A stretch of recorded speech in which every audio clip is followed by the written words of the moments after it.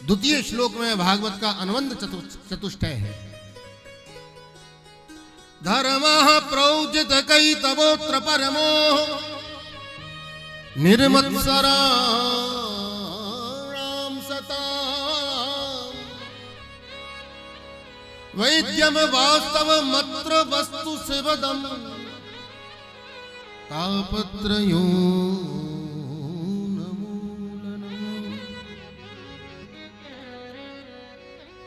इस श्लोक में कई बार अत्र शब्द आया है, मतलब भगवत प्राप्ति का सबसे सरलतम साधन श्रीमद् भागवत से अच्छा दूसरा नान्यत्र कहीं और नहीं है।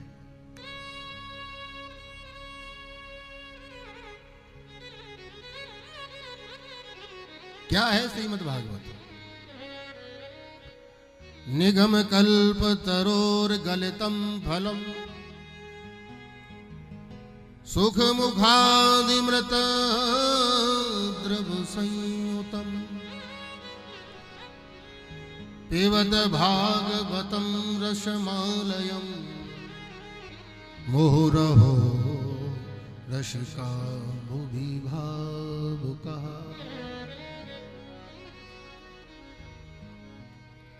नितराम गमयति बोधयति स निगमो वेदः। निगम नाम है वेद का। वेद रूपी कल्प वृक्ष का पका हुआ फल है श्रीमद् भागवत। ये साधारण नहीं है।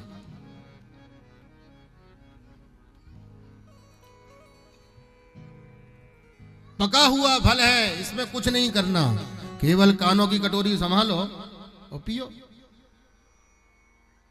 अरे महाराज कितनी बार पिए, आज यहां पी रहे, कल कहीं और पी रहे थे, परसों कहीं और पी रहे थे, कितनी बार पिए, कितना पिए। एक बात बताऊं आपको, ध्यान से समझना। राम के चरित्र को सुनने के बाद, गोविंद की कथा को सुनने के बाद, यदि किसी के मन में तन किंचित मात्र भी ये विषय आता है कि बहुत सुन ली, हमको सब आता है, हम सब जानते हैं, ध्यान रखना, न उसने कुछ सुना है न उसने कुछ समझा है। इसका नाम है पुराण। पुराण का अर्थ होता है पुराण न अपि, जो कभी पुराना नहीं होता। दिने दिने नवम नवम, ये तो हर दिन नया है। राम चरित्र जिन सुनत अघाई, रस विशेष जाना तिन नाई।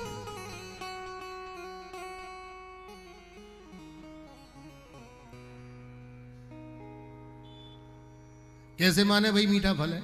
अच्छा आपका इतना पका हुआ अच्छा फल है तो इतनी ऊपर से गिरा है तो फूटा नहीं होगा, इतनी ऊंचाई से गिरा है तो फूटा होगा। अरे बोले बाबरे एकदम थोड़ी गिरा है, ये डाली बाई डाली नीचे आया है। नारायण रूपी डाली से टपका तो ब्रह्मा रूपी डाली पर अटका, ब्रह्मा रूपी डाली से टपका तो नारद रूपी डाली पर अटका, नारद रूपी डाली से टपका तो वेदव्यास रूपी डाली पर अटका, वेदव्यास रूपी डाली से टपका तो सुखदेव रूपी डाली पर अटका। फिर सुखदेव जी के माध्यम से हजारों संत महात्माओं ने ग्रहण किया। तो एकदम नहीं आया। शिष्य प्रशिष्य शाखा पल्लव परंपराया अखंड मेवावतीर्णम न तो उच्च निपाते न स्फुटतम, एकदम नहीं गिरा।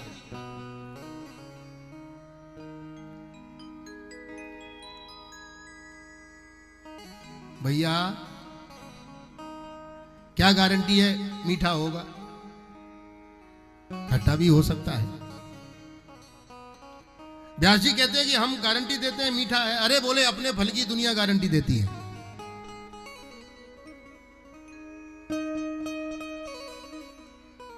अपने फल की गारंटी तो सभी देते हैं।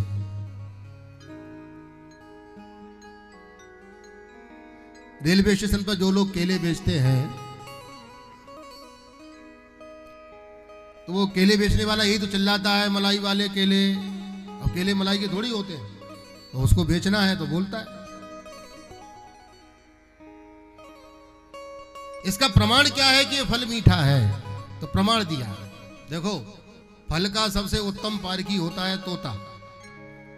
तोता जिस फल में चोंच मार दे, आंखें बंद करके स्वीकार कर लेना चाहिए कि मीठा होगा। या तो तोता के चोंच मारने से फल मीठा हो जाता है, या तोता उसी में चोंच मारता है जो मीठा रहता है, लेकिन खट्टा नहीं रह सकता। ये प्रमाण है। इसमें किसने चोंच मार दी? सुख मुखाद मृत द्रव संयुतम, सुखदेव रूपी तोता ने चोंच मार दी इसमें। पिबत भागवतम रसमालयम, पियो। कब तक पिए? शास्त्रकार कहते हैं आलयम मोक्ष पर्यंतम, जब तक कथामृत का पान करते रहो तब तक श्री बिहारी जी स्वयं प्रकट होकर के आपके हाथ पकड़ के अपने हृदय से न लगा लें, तब तक भगवान की कथा को पीते। मुहु रहो, बार बार पियो।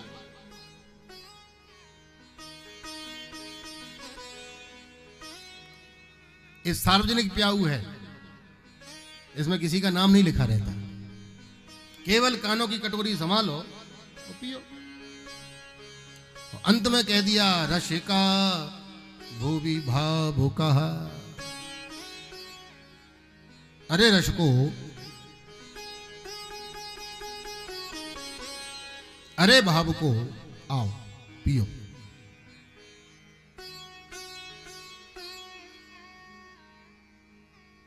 भाई अभी तो कह रहे थे सार्वजनिक प्याऊ है, अब कह रहे हैं रसिक और भावुक। ये दो नाम इसलिए लिए हैं, इनको प्यास ज्यादा रहती है। आप लोग कभी वृंदावन गए होंगे, तो वृंदावन में जो कोई अच्छी तिथि त्योहार पर्व आता है तो वहाँ के जो भक्त लोग हैं वो बढ़िया सुंदर सुंदर जल की प्याऊ लगाते हैं। उसमें कई प्रकार का पानी होता है, खट्टा पानी, मीठा पानी, नमकीन पानी, आनंद रहता है।